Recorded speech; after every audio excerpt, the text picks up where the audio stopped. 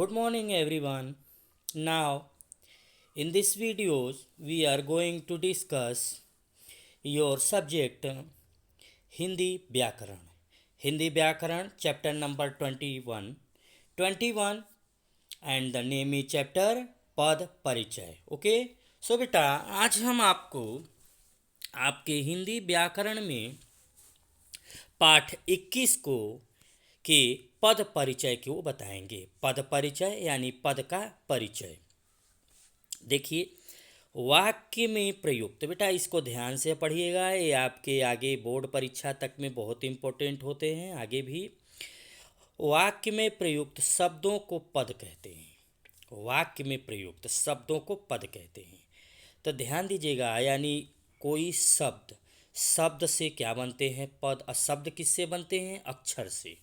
यानी अक्षर से, वर्ण से शब्द बनते हैं, शब्द से पद बनते हैं. यानी बहुत सारे शब्द मिलके पद बनते हैं. और उन पदों का व्याकरण की दृष्टि से पूर्ण परिचय क्या कहलाता है? पद परिचय. व्याकरण की दृष्टि से, ऐसा नहीं मतलब सार्थक शब्द हो. शब्द सार्थक और स्वतंत्र वर्णों का समूह होता है. मतलब सार्थक हो, ऐसा नहीं कि जो मन हो वो बोल दीजिए. राम लकड़ी खाता है, ये हो जाएगा, लेकिन लकड़ी राम खाता है थोड़े होगा. ठीक है, लकड़ी राम को खाएगी. तो स्वतंत्र वर्णों का समूह था. स्वतंत्र होने के कारण शब्द के अनेक अर्थ संभव हैं. स्वतंत्र है यानी अनेक अर्थ आएंगे.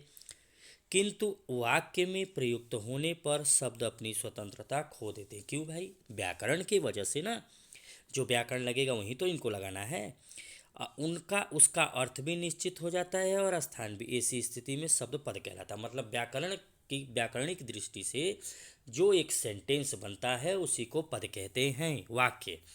और उसका एक सार्थक होना चाहिए, व्याकरण के दृष्टि में होना चाहिए. ठीक है. शब्द जब वाक्यों में प्रयुक्त होकर पद बनाते हैं, यानी शब्द जब वाक्यों में प्रयुक्त होकर पद बनाते हैं तो कभी उनके रूप आकार में परिवर्तन होता है, कभी नहीं होता. मतलब विकारी भी होते हैं, अविकारी भी. इनके रूप आकार में परिवर्तन लिंग वचन कारक आदि कारणों से हो सकता है. रूपों में परिवर्तन हो या न हो, दोनों ही परिस्थितियों में व्याकरण के नियमों में बधा अथवा वाक्यों में प्रयुक्त हुआ सब पद कहलाता है. मतलब ऐसा जरूरी नहीं है कि व्याकरणिक नियमों में अगर नहीं बधा है तो पद नहीं कहलाएगा. दोनों स्थितियों में ये पद कहलाता है अगर वो प्रयुक्त है वाक्य में तो. ठीक है. हिंदी में 5 प्रकार के पद होते हैं: संज्ञा, सर्वनाम, विशेषण, क्रिया तथा अव्यय, जिनके बारे में हम पिछले अध्याय में पढ़ा भी चुके हैं. संज्ञा हम आपको पढ़ा चुके हैं, सर्वनाम भी पढ़ा चुके हैं. संज्ञा के बदले जो यूज होता है उसे प्रोनाउन सर्वनाम कहते हैं. संज्ञा क्या होता है? जब डायरेक्टली किसी को इंडिकेट करते हैं. विशेषण जब इनकी विशेषता बताई जाए. क्रिया क्या होती है? डूइंग एक्शन, जब कोई कार्य किया जाए. और अव्यय होते हैं ऐसे जिनके रूप रंग इसमें क्या होते, कोई चेंज नहीं होते. ठीक है. तो हम पद परिचय में देखेंगे बेटा. पद परिचय का देख लीजिए. वाक्यों में प्रयुक्त पदों का परिचय देना, यानी वाक्यों में, जैसे ये है, वाक्यों में प्रयुक्त पदों का परिचय देना अर्थात उनका लिंग वचन कारक भेद तथा अन्य पदों से संबंध बताना क्या होता है? पद परिचय. हमने आपको लिंग भी बताया बेटा, हमने वचन भी बताया, हमने कारक भी बताया, हमने आपको उसके भेद बताया. ठीक है. अब देखिए उदाहरण के लिए हम एक वाक्य लेते हैं, जैसे वह विश्वास के योग्य नहीं है. ये वाक्य है, ये वाक्य है ना, वह विश्वास के योग्य नहीं. सार्थक भी है. इस वाक्य में प्रयुक्त विभिन्न पदों का परिचय इस प्रकार. अब देखिए इसमें कौन कौन से पद हैं, ध्यान दीजिएगा बेटा. इस सेंटेंस में पहले वह लगा है. वह क्या है? वह क्या है? ऊपर सर्वनाम है, तो यानी वह क्या हो गया? सर्वनाम हो गया. लेकिन कौन सा सर्वनाम है? पुरुषवाचक है कि स्त्रीवाचक? अब देखिए वह विश्वास के योग्य नहीं है, तो यहाँ पे पुरुषवाचक ही लगेगा, न कि स्त्रीवाचक, क्योंकि कहीं भी पता नहीं चल रहा है कि वो स्त्री है. ठीक है. अन्य पुरुष. अब अन्य पुरुष क्यों है? क्योंकि पुरुषवाचक में अन्य पुरुष ही है ना, थर्ड पर्सन है, थर्ड पर्सन अन्य पुरुष. वचन एक वचन है, द्विवचन बहुवचन. वह है तो एक ही व्यक्ति की बात हो रही, तो एक वचन है. पुल्लिंग है, यानी पुरुषवाचक जब है तो पुल्लिंग है. कर्ता कारक में है क्रिया का करता है. विश्वास, अब देखिए विश्वास अब आते हैं. भाववाचक संज्ञा है, पुल्लिंग भी है, एक वचन है. भाई जाहिर सी बात है, जब ये पुल्लिंग हो गया तो ये भी तो पुल्लिंग ही में आएगा, क्योंकि जैसा करता वैसा इसका क्रिया भी होगा. तो संज्ञा. अब देखिए भाववाचक, लेकिन संज्ञा विश्वास से क्या होता है? भाववाचक. के आया है यहाँ पे. के क्या है? संबंध कारक की विभक्ति कारक हो गई. यानी हमने लिंग भी देख लिया, हमने वचन भी देख लिया, अब हमने कारक. योग्य आ गया गुणवाचक विशेषण है, यानी कि योग्य नहीं है, तो योग्य किसके लिए बता रहा है, विशेषण की। नहीं, ये निषेधवाचक क्रिया विशेषण है, यानी रीतिवाचक। और है क्या है, क्रिया होना का वर्तमान कालिक रूप जिसमें अकर्मक पुल्लिंग एक वचन आता है। तो यही चीज़ दे रहा है, इसमें अलग से पूछ सकता है कि इसमें क्या बताइए, लिंग बताइए क्या है, या मान के चलिए विश्वास, विश्वास क्या है। तो विश्वास आपको बताना पड़ेगा ना कि भाववाचक संज्ञा पुल्लिंग एक वचन है, ऐसे बताना पड़ेगा, ठीक है। तो ये चीज़ है बेटा। अब देखिए पद परिचय के आवश्यक अंग। पद परिचय देते समय निम्नलिखित बातों को ध्यान में रखना चाहिए। संज्ञा सर्वनाम सबकी बता रहा है, हमने ऑलरेडी ये सब बारे में आपको बताया। आप संज्ञा देखिए, संज्ञा में भेद बताना है आपको, लिंग वचन कारक क्रिया सब लगभग सभी में बताना है। भेद या कौन सा भाव, विस्मय आदि में, समुच्चय में भेद, या वाक्यांश या वाक्ययोजक शब्द, संबंध बोधक में भेद, या मतलब सबकी ये पूरा बताना है ये चीज़ ना, सब में अलग अलग। इसी प्रकार पद परिचय के अंतर्गत किसी पद का पूर्ण व्याकरणिक परिचय दिया जाता है। इसी प्रकार पद परिचय के अंतर्गत ध्यान दीजिएगा, पद का पूर्ण व्याकरणिक परिचय दी भाई, पूर्ण व्याकरणिक परिचय दिया ना कि कौन कौन क्या क्या है। संज्ञा का पद परिचय में देखिए, संज्ञा का पद परिचय में क्या होगा बेटा, कि संज्ञा का पद परिचय देते समय निम्नलिखित बातें बताई जानी चाहिए। मतलब संज्ञा भेद में व्यक्तिवाचक, जातिवाचक, भाववाचक, यानी संज्ञा जो जो होते हैं उसमें हमको बताना है कि कौन सा संज्ञा है, ठीक है। ऐसा नहीं कि भाववाचक हो और आप जातिवाचक बता दें, जातिवाचक है आप भाववाचक व्यक्तिवाचक बता दें, तो उस तरीके से, ठीक है बेटा। इसी प्रकार से लिंग है, लिंग में पुल्लिंग स्त्रीलिंग ये बताना है। लिंग में दो ही होते हैं, अभी नपुंसक लिंग की बात नहीं हो रही। वचन में एक वचन बहुवचन, कारक में कर्ता, सारे कारक की बात, कर्ता कर्म कारक, संप्रदान अपादान। संबंध में भी, तो संबंध में केवल पुरुषवाचक सर्वनाम में क्रिया के संबंध में लगता है, ठीक है। जैसे कपिल नदी पर जाता है, अब कपिल क्या है, कपिल क्या है, संज्ञा है, लेकिन कौन से संज्ञा है, व्यक्तिवाचक, क्योंकि व्यक्ति की बात हो रही। अब यह पुल्लिंग है कि स्त्रीलिंग है, तो यह पुल्लिंग है। देखिए इसमें से आपको छांटना है। जैसे अब इन दोनों ऑप्शन भी दे सकते हैं कि जातिवाचक संज्ञा व्यक्तिवाचक, तो हमने पकड़ लिया व्यक्तिवाचक है, कपिल, कपिल की बात हो रही तो पुल्लिंग भी है, एक वचन भी है। कर्ता कारक इसमें क्या है, जाता है। नदी जातिवाचक संज्ञा है, क्योंकि नदी की बात हो रही, नाम तो है नहीं कि गंगा नदी, तो जातिवाचक हो गया। अब नदी क्या है, स्त्रीलिंग है। नदी एक वचन है यहाँ पे कि एक नदी की बात हो रही, दो एक नदी की बात हो रही है, एक वचन। कर्म कारक है, क्योंकि कर्म की बात हो रही है, जाता है क्रिया का कर्म। ठीक इसी प्रकार से ख वाला भी है। तो सर्वनाम का पद परिचय देते हुए, सर्वनाम का पद परिचय देते समय निम्नलिखित बातें बताई जानी चाहिए। सर्वनाम भेद, लिंग वचन कारक पुरुष में देखिए, सर्वनाम भेद में पुरुषवाचक है, एक निश्चय है कि अनिश्चय है, एक संबंध, ये सब सर्वनाम में हमने आपको बताया है। लिंग में पुल्लिंग स्त्री की बात, वचन में दो ही एक वचन बहुवचन की बात, कारक में सारे कारक, और पुरुष में तो जैसे जैसे जो जो है उसको बेटा बताना है। अब देखिए एक उदाहरण, मैंने उससे बुलाया था लेकिन नहीं आया।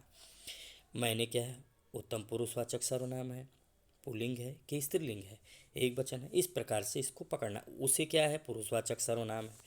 अन्य पुरुष पुल्लिंग या स्त्रीलिंग, कर्म कारक बुलाया था, क्रिया का कर्म है। तो इस प्रकार से आपको बताना है। जैसे यह साइकिल मेरे भाई की है, मैं इसे नहीं दे सकता, मैं इसे किसी को, तो इसे क्या है, निश्चयवाचक सर्वनाम है ना, क्योंकि यह साइकिल मेरे भाई की, मैं इसे, साइकिल को कह रहा है इसे, तो इंडिकेट कर रहा है, यानी निश्चय है कि मेरी साइकिल है, और किसके लिए बात हो रही है, सर्वनाम के लिए। स्त्रीलिंग भी है कि यह साइकिल मेरे भाई की, मैं इसे नहीं दे सकता, तो साइकिल क्या है, स्त्रीलिंग है, एक वचन है, एक साइकिल, कर्म कारक है, और दे सकना क्रिया का कर्म है, यानी नहीं दे सकता, तो क्रिया कर्म। अब विशेषण का पद परिचय देखिए, विशेषण में आइए। विशेषण में भी कुछ चीज़ें हैं, इनमें विशेषण भेद, लिंग वचन अवस्था विशेष। विशेषण आप जानते हैं, गुणवाचक, संख्यावाचक में निश्चित अनिश्चित, परिमाणवाचक निश्चित अनिश्चित, सार्वनामिक या संकेतवाचक। तो विशेषण में भी आपको पकड़ना पड़ेगा कौन सा विशेषण है। लिंग में पुल्लिंग की है कि स्त्रीलिंग, वचन में वही चीज़ें, अवस्था में भी तीनों बताएं आपको, मूलावस्था, उत्तरावस्था, उत्तमावस्था, यानी गुड बेटर बेस्ट, ठीक है। अच्छा है, उससे अच्छा है, सबसे अच्छा है, ये तीन केवल गुणवाचक विशेषण में यूज होते हैं, ठीक है। विशेष में क्या है, जिस संज्ञा सर्वनाम की विशेषता बताई जाए उसे क्या कहते हैं, विशेष कहते हैं, ठीक है। जिस संज्ञा सर्वनाम की विशेषता बताई जाए ना, तो विशेष की विशेषता बताई जाती है विशेषण। देखिए छोटा बच्चा बहुत सुंदर, इसको समझिए। जैसे दिया उदाहरण, तो छोटा क्या है, गुणवाचक विशेषण है, क्योंकि विशेषण तो है लेकिन छोटा है ना, तो यहाँ पर गुण की बात हो रही, बड़ा छोटा ये सब गुण। पुल्लिंग भी है क्योंकि बच्चे की बात हो रही है, एक वचन भी है, बच्चा विशेष का विशेषण है, क्योंकि बच्चा क्या है, बच्चा किसकी बात हो रही है, किसकी बात हो रही है, बच्चे की, तो ये विशेषण किसकी, छोटा, इसकी विशेषण और बच्चा विशेष्य है, तो विशेष्य की विशेषता जो बताई जाए। ठीक है, अब बहुत चतुर, यहाँ विशेषण का प्रविशेषण, यानी जब बहुत लग गया, चतुर क्या है विशेषण, अब बहुत क्या हो गया प्रविशेषण।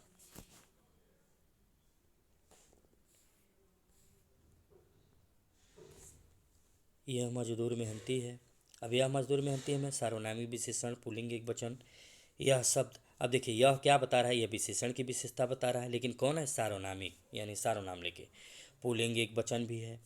इसी प्रकार मेहनती में गुणवाचक विशेषण है, पुल्लिंग है एक वचन, यानी आपको वो शब्द पकड़ना है कि कौन सा है। ठीक है, यही होता है। अब क्रिया का पद परिचय, क्रिया का भी आपको पकड़ना है कि क्रिया अकर्मक, सकर्मक, संयुक्त, प्रेरणार्थक, पूर्णकालिक, पूर्ण कौन सी है। ठीक है बेटा। इसी प्रकार से क्रिया में क्या होता है कि बहुत, जैसे परिमाणवाचक विशेषण है, प्रविशेषण, अब इसमें प्रविशेषण, विशेषण, गुणवाचक विशेषण, स्त्रीलिंग विशेषण सब आपको, तो मनोरंजक क्या है, स्त्रीलिंग है। ठीक है, अब गुणवाचक विशेषण है ये। कहानी क्या है, जातिवाचक संज्ञा है, ये स्त्रीलिंग ये भी है कर्ता का कर्ता है क्या है पूर्ण क्रिया। इसी प्रकार से दूसरा है, मैं पिछले वर्ष उसे कोलकाता में मिला था। अब देखिए क्रिया पकड़ना है, क्रिया की बात हो रही, तो मैं, पहले तो मैं क्या हो गया पुरुषवाचक सर्वनाम, सीधी सी बात है, पुरुषवाचक सर्वनाम, और कौन सा सर्वनाम, उत्तम पुरुष है। ठीक है, प्रथम पुरुष, मध्यम पुरुष, उत्तम पुरुष, तो मैं कौन है, उत्तम पुरुष है।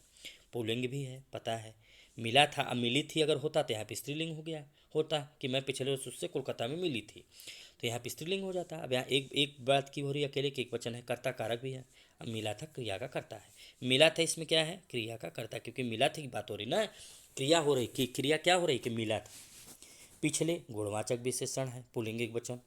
वर्ष क्या है, संज्ञा है, ये भी जातिवाचक है, क्योंकि अगर एक 2021 2022 ऐसे लेता तो ये हो जाता प्रॉपर, यानी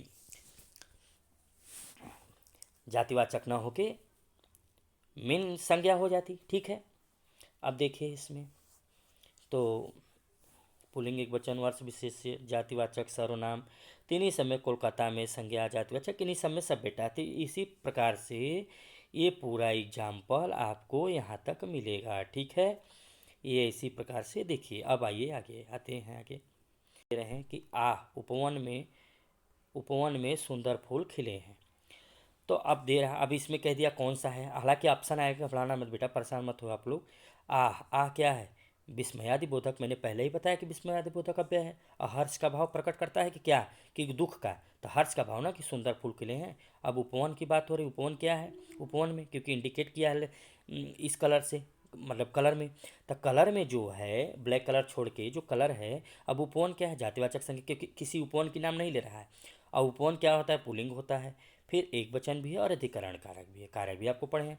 खिले हैं क्या है, खिले हैं ये, अब इसकी बात कर रहा है, ये अकर्मक क्रिया है, यानी जहाँ कर्म की आवश्यकता न पड़े उसे अकर्मक क्रिया कहते हैं।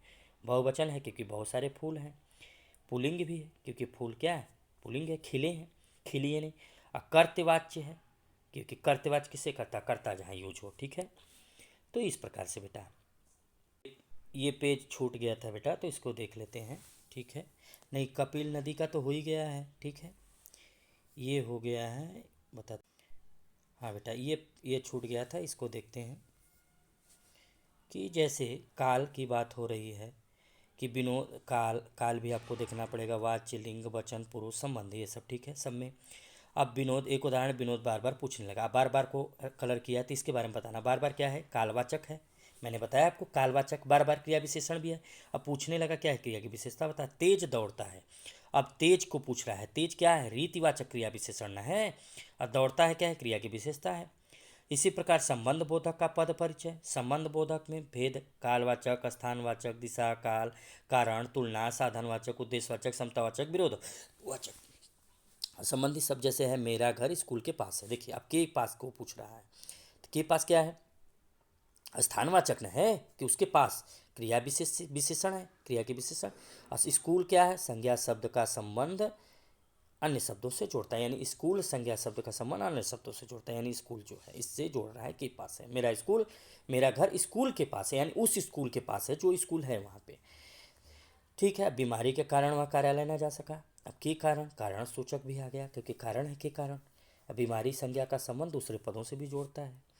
इसी प्रकार से समुच्चय बोधक का पद परिचय क्या है, समुच्चय बोधक मैंने भी आपको पढ़ा है, इसका भेद होता है इसका पद परिचय देते समय देखिए भेद और योजित। योजित में क्या है, शब्द या वाक्य जिन्हें मिलाया जाता है, यानी जोड़, जहाँ जोड़ा जाता है उसे योजित कहते हैं। असमानाधिकरण में व्यधिकरण ये होता है। मोनिका और सुरेखा कल बाजार जाएंगे, देखिए उदाहरण। और को पूछ रहा है, और क्या है, समानाधिकरण समुच्चय बोधक है ना, यानी दो शब्दों को एक साथ जोड़ रहा है, यानी योजित में। अब मोनिका एवं सुरेखा इन दो शब्दों को जोड़ती हैं। अब पिताजी मैं बता सकता हूँ कि, अब देखिए की आ गया, ये भी जोड़ रहा है दो शब्दों को, दो सेंटेंस, किसको मैं पहले बताया हूँ बेटा चैप्टर नंबर 20 में। अब यहाँ भी की क्या है, व्यधिकरण समुच्चय बोधक है। पिताजी मैं बता सकता हूँ, और तुमने क्या कहा था यहाँ पे, और देखिए तो और भी है, ठीक है। तो कुछ चीज़ें ऐसी आती हैं कि इनको पता चल जाता है दूर से। विस्मय आदि बोधक का पद परिचय देखिए, इसमें वर्ष, शोक, घृणा, विस्मय आदि, हर्ष, हर्ष नहीं, यहाँ वर्ष नहीं हर्ष है बेटा, गलती दिया है। तो हर्ष, शोक, घृणा, विस्मय आदि जैसे शब्द इसमें आते हैं विस्मय आदि बोधक में। ओह बेचारा मारा गया, शोक वाले शब्द हैं, आह तुमने तो कमाल कर दिया, हर्ष वाले हैं वाह, विस्मय आदि बोधक। तो ये देखो, ये वाले शोक का भाव है, इसमें अब दूसरे वाले वाह में हर्ष का भाव है, ठीक है। तो ऐसे आप पकड़ लेंगे, जैसे वाह बहुत मनोरंजन कहानी, अब वाह बहुत मनोरंजन कहानी है तो इसको अच्छी की बात हो रही है, यानी हर्ष सूचक शब्द है वाह, ठीक है बेटा। तो बेटा ये वाला चैप्टर हम आपको ऑलरेडी बता दिए थे, ये वाला पेज ऊपर देख लीजिए, ये वाला थोड़ा सा इधर उधर पेज हो गया था, ठीक है, इसको देख लीजिएगा। तो आपका चैप्टर यहीं पर कंप्लीट होता है बेटा, बहुत इजी चैप्टर है, ठीक है, इसको पढ़ लीजिएगा। ओके, थैंक यू बेटा।